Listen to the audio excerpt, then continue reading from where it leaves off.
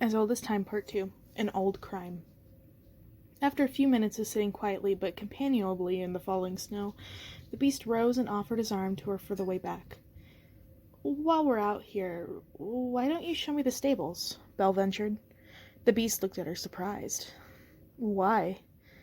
"I don't know, I just have this feeling. The disappearance of Elric Potts, the vision that was shown to me last night involved a rider. I don't think it was a coincidence. Even if it wasn't Elric, maybe it was something else connected to horses.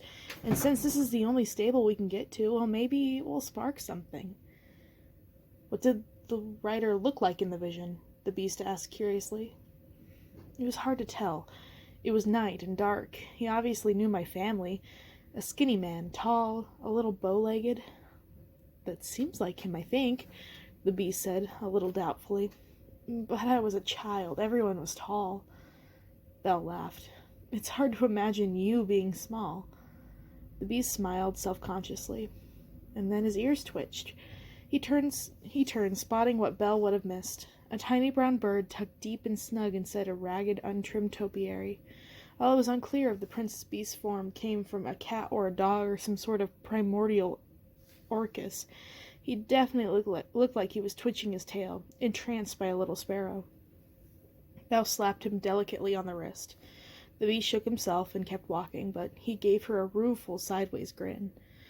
The stables were just outside of the main collection of towers and turrets that made up the castle, but still inside the ground's outer walls.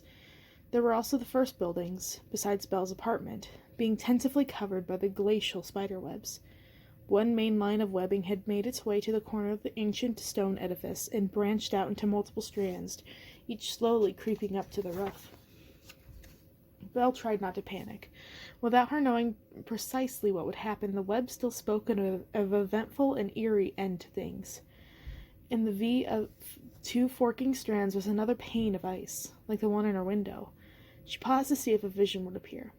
She was not disappointed. It appeared to be a scene at a tavern, of all places, though the complete silence made the otherwise festive scene seem sad and spooky. Maurice was there, toasting two other men. One had an easy smile and a sloshing beer. The other had a thin smile and bright black eyes that seemed to burn unhealthily, like tiny coals. "Do you see?"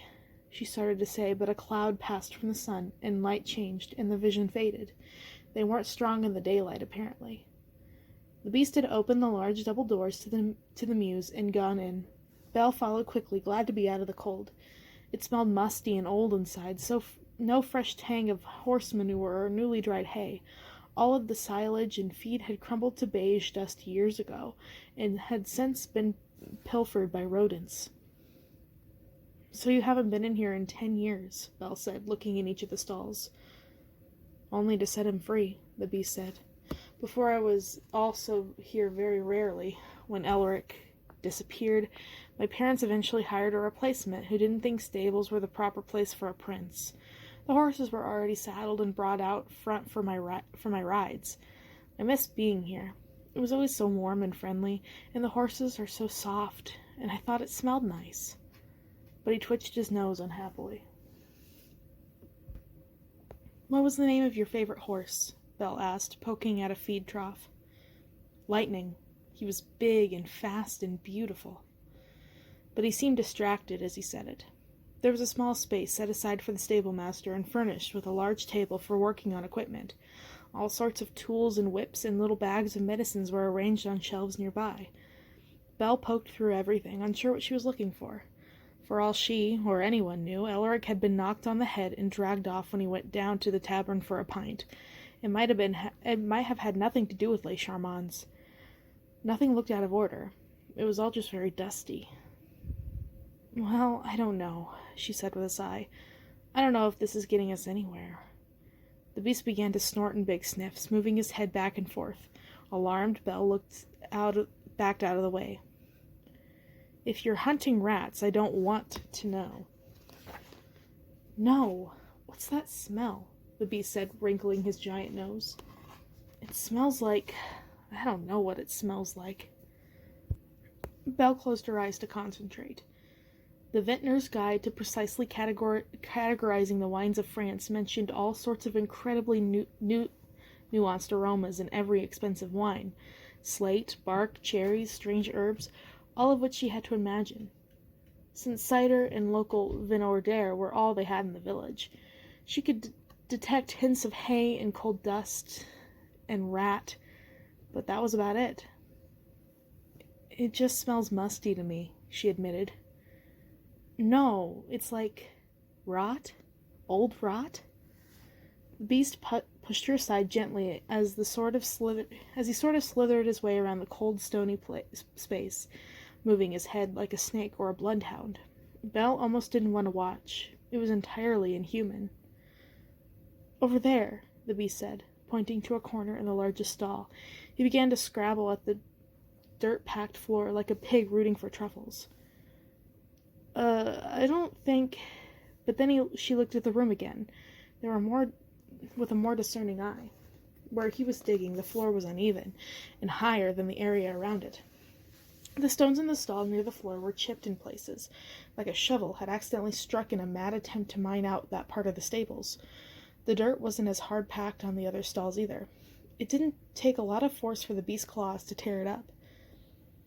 Then one of his claws snagged on something, with a terrible-sounding rip. Belle jumped at the noise. The beast held up his paw, trailing off as if it was a strip of fabric. It was blue and lightweight, woven. Not the sort of heavy canvas one would expect to find in a hard-working part of the castle. Not part of a saddle, or a basket, or a blanket. It was a piece of clothing. "Keep digging," Belle whispered, trying not to guess what was buried under the dirt. The beast threw the cloth aside and redoubled his effort, pulling up clods of dirt like a badger. Belle found herself unconsciously leaning slightly forward to see, despite her reluctance. He suddenly sat back, finished. With much gentler, slower motions, he swept the now loose dirt away. "There," he said sadly. Belle leaned over his shoulders to look, and nearly screamed. There, at the bottom of a low trench, lay a half-rotted, dry, and bony corpse. Belle realized, after a moment, she had never actually fainted. Heroines in books, and even sometimes heroes, always had violent reactions to finding skeletons or dead bodies. But after the initial fright of seeing the ivory skull bulging through the papery skin, and the eye sockets, and the whole thing in its rotted clothes, well, she found she was more than a little curious. She had never been this close to a body, this far gone before. The beast's face had turned to a terrible look, somewhere between a grimace and a snarl, his teeth all bared and his lips pulled back. He leaned over the corpse, searching the body with claws retracted. After a moment he pulled up what he had been apparently looking for. A belt buckle, bits of the leather still clinging to it. A horse's head had been worked into the upper part of the clasp. "This is Elric Potts," the beast said thickly. "My parents presented this to him when he got married." Belle covered her mouth. For a moment she did feel like fainting. It was one thing to see a random corpse, and quite another to realize that the person they had been talking about just minutes before was here, reduced to bone and sinew, and long, long deceased. This body had been the beast's favorite servant, father to the little teacup. "They told me he ran away. Because of me." The beast howled mournfully for a second time that afternoon. Belle had to cover her ears. His cry echoed inside the stables like nothing she had ever heard before. When he finally quieted, he put the belt buckle back on the body, delicately, as if laying an amulet or a sword on the body of an ancient king like Beowulf. But why was he... Belle wanted to say buried there, but it was fairly obvious that it wasn't a sanctioned or known about burial. The beast, showing no reticence besides his sadness, and maybe exhibiting a touch of anger, reached into the trench and carefully pulled the body out. As it twisted toward the floor, a knife could painfully be sticking out of his sternum. Belle steadied herself. "Murder," she whispered.